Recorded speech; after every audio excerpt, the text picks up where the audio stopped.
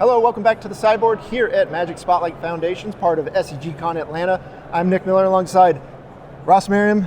It's been too long. It has been. It's good to be back though, Nick. Lovely to see your face again and to be here in the Sideboard. We've got deck techs coming to you. Standard's the name of the game. You've been creating content, running a Patreon, streaming all that jazz, promoting Jeskai, Convoke. It looks pretty good. You and Jim are playing it, and both have solid records. Yeah, Jim is still playing his round 7 match at 6-0. I'm 5-2, so 11-2 combined on the day so far, and Jim 5-0'd with it yesterday in one of the big side events, the RCQs. So yeah, really strong record between the two of us, and I think Jeskai Convoke is one of the best decks in Standard.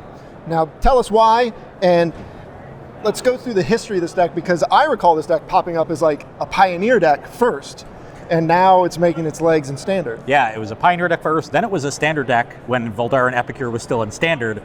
With Epicure rotating, we've had to really stretch the mana base. You're basically splashing just for Spyglass Siren, but Spyglass Siren is awesome. And really just one of the best cards in the deck. It's better than Novice Inspector. It is well worth the splash. And as far as the deck why it's good, it really comes down to the Standard environment being built around Dimir and red decks. And so a lot of the decks are filled with spot removal to fight these red decks. And Jeskai Convoke is an aggro deck that matches up very well against spot removal. All of your creatures generate extra material. Novice Inspector and Spyglass Siren generate a clue or a map. Resolute Reinforcements, Gleeful Demolition, multiple bodies. Knight Errant of Eos generates card advantage immediately. Sometimes even Imidane's Recruiter, you cast Train Troops as the game goes long. Yep. So this is a deck that really lines up well against spot removal. And then while the red matchups are, I would say you're slightly behind in them. I don't think they're as bad as they used to be, because the red decks, if you remember around the World Championships, were more sort of combo pump spell red decks with Leyline, and that was a nightmare matchup. Yeah. But the more normalized red decks, when you have spot removal and Sheltered by Ghosts, you can win a reasonable portion of the time, and you're very, very good against all of the go-for-the-throat cut-down decks. Yeah, and we saw Jim on camera take down the Mono White Tokens deck and just walk through 2 Sunfalls in multiple games, and being able to do that is pretty impressive from an aggro deck. That was kind of the kicker that's really sold me on this deck. So, when you can beat the top tier of the metagame, those black removal mid-range decks, and you're okay against the next tier, those red aggro decks, that's fine. But a lot of people are scared off of Convoke because they don't think you're good against the other section of the metagame, which is Mono White Tokens and Domain, those sweeper, control ramp decks. But this deck can actually grind through sweepers pretty well if you can play carefully, sequence carefully. And one of the important cards that I have that a lot of other lists don't have that help there is Painter's Studio, Defaced Gallery, a card that really helps you play through those sweepers and grind in those matchups. Yeah. We'll go through the cards here. We've got all the early 1-drops that let you start doing your thing: Novice Inspector, Spyglass Siren, as you called out, Resolute Reinforcements, and then Gleeful Demolition, kind of doing 2 things at once here, giving you creatures, but also paying off your earlier cards. Yeah, paying off your Inspectors and your Sirens. So that's kind of the base of the deck, is just ways to spew permanents onto the battlefield, artifacts and creatures. Ideally, you want to have at least 3 creatures on the battlefield by the end of turn 2 every game.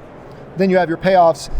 Most importantly, I would say Knight Errant of Eos. Knight Errant's the most powerful one. I think Warden might be the most overlooked one, because Warden, kind of what both of them do. Knight Errant does this a little bit as well. It'll let you dig through your deck, but it only digs for certain creatures, and if your opponent has some removal and you're not able to fully convoke it, sometimes you can't even get like Imidane's Recruiter. Mm-hmm. But Warden lets you dig through your deck for anything you need. Find your removal spells, find more ways to generate bodies if you've had to survive a cheap sweeper that your Warden lived through, like a Malicious Eclipse or something like that. And then Warden also really helps you close out games once it gets flying. That was the thing that really impressed me in the matches I saw. Yeah, you have a lot of games where your opponent is able to survive your first burst. That turn 3 Recruiter, they take 11 damage or something like that. They trade off some creatures. They play a big creature. Maybe you have the removal spell, maybe you don't. Now you're trying to get scrappy, and you've got to attack some of your creatures and chump attack some of them. But when you have Warden and also Spyglass Siren, underrated aspect there with the flying, that evasion helps you get those last few points of damage in. And then the thing that helps with that, as we'll move on to this other section here, is the Gateway, or the Case of the Gateway Express. Gateway Express, and then these other Anthem-esque abilities. Yeah, you want a certain number of Anthems. I have 8 in the main with 4 Recruiter, 3 Case, and then the 1 Defaced Gallery. Usually trims on them after sideboarding because your opponent brings in more interaction. But yeah, those really help you push damage, and Case being a removal spell as well is very helpful because decks like this have to play a ton of creatures. In order to consistently put 3 bodies on the battlefield by the end of turn 2, your deck has to be at least half creatures. If you count Gleeful Demolition, this deck list is 31 in the main, and with 22 lands, you only have so many slots to play with, and you need Anthems and you need removal. So having a card that plays double duty really helps fill out the deck. All right, then the rest of the deck is a little bit more removal. We've got the old Mockingbird. This card is in every deck now, it seems like. Yeah, and it helps you. Most of the time you're just copying your own Novice Inspectors and Spyglass Sirens, getting more artifacts for your Gleeful Demolitions, more permanents for your Wardens, but the addition of flying is great. Sometimes you're copying your Imidane's Recruiter to get a second Anthem when you need it. Sometimes you're copying their stuff. I've copied a Biza, I've copied Overlords, I've copied Flood Pits Drowners.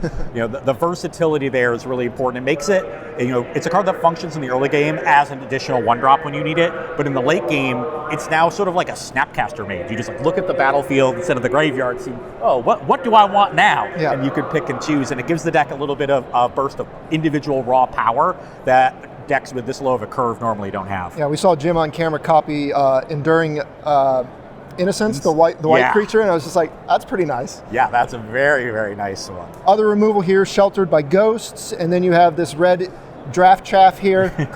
I'm only playing a singleton Clockwork Percussionist. For a long time, I was on Yoshin Frontliner in that spot. I moved over to Percussionist, and honestly, I'm not sure I was right to do so. A lot of other lists play 2 or 3 Percussionists if they're lighter on Mockingbirds. I landed on 2 Mockingbird, 1 Percussionist. When Percussionist works the way you want it to, it's great. Sometimes it's the extra artifact for Gleeful. Against red decks, you're playing as block and race, and you don't lose value when you're chump blocking with it.